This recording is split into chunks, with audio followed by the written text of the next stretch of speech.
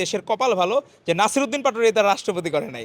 Hero আলমরা তো অপমান বুঝতো, নাসিরউদ্দিন পাটোয়ারি অপমানও বুঝে না। আমাদের ক্যান্ডিডেট সারা বাংলাদেশে সবাই খুব, আমি দেখলাম যে সামাজিক যোগাযোগ মাধ্যমে খুব অ্যাপ্রিসিয়েট করা হচ্ছে, কিন্তু কর্নেল অলি সাহেবকে দেখলাম মানুষজন সেভাবে গ্রহণ করতেছে না।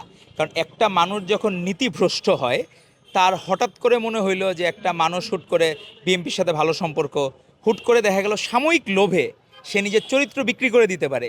এরকম মানুষ যদি রাষ্ট্রের প্রতি হয় তাহলে রাষ্ট্রের ধ্বংস অনিবার্য। কারণ তার তো নিজের কোনো আদর্শ নাই। তাকে হুট করে দেখা গেল, হুট করে মনে হলো আজকে বিএনপির তা ভালো লাগে, আবার দেখা গেল যে বিএনপির এখান থেকে সে সুবিধা আদায় করতে পারবে না, সে জামাতে চলে গেল।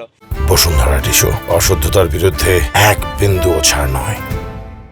আপনি দেখবেন যে অনেক সময় এলাকায় যারা বসবাস করে বা বিভিন্ন ধরেন ছোটো ভাই বড় ভাইয়ের সম্পর্ক থাকে, তখন একজন ছোটো ভাইরে জিজ্ঞেস করছে তুই তো কোনো পড়ালেখা করছ না, বড় ভাই না না আমার পড়ালেখা করার দরকার না, আমার বড় ভাই পড়ালেখা করে, নিয়ে আসলো একজনকে বড় ভাই। তো বিষয়টা হলো কর্নেল অলির ক্ষেত্রে আমার জামাতের মনে হয় যে তারা হইলো কি জিজ্ঞেস করে তুই মুক্তিযুদ্ধ করছস, পরে দেখা গেলো যে সে বলতেছে আমি মুক্তিযুদ্ধ করে আমার বাইরে নিয়ে এসেছি কর্নেল অলি সাহেবরে।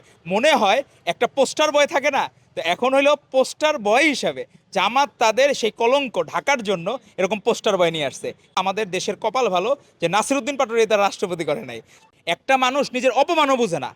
তা আমাদের মনে হয় হিরো আলমরা তো অপমান বুঝতো, নাসিরউদ্দিন পাটোয়ারি অপমানও বুঝে না।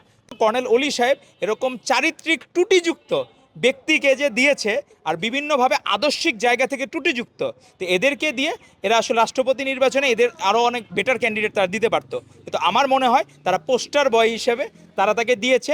এখন যারা আছেন সংসদে ৩৪৯ জন ভোট দিবেন, তাদের ভোট থেকে নির্বাচিত হবে। তো সেই জায়গা থেকে এখন দেখা যাক, মানে সেই জায়গায় তাদের ফল পাবে। তবে আমরা আশাবাদী যে বাংলাদেশ জাতীয় দল বিএনপি যেভাবে ১২ই ফেব্রুয়ারি ভূমিধ্বস বিজয় নিয়ে এসেছে, এবারও ইনশাল্লাহ ভূমিধ্বস বিজয় নিয়ে আমরা আমাদের রাষ্ট্রপতি পাবো, যেটা হলো একদম জনগণের সরাসরি যে রাজপথ থেকে উঠে আসা, যার নিজে কারা নির্যাতনের ইতিহাস আছে।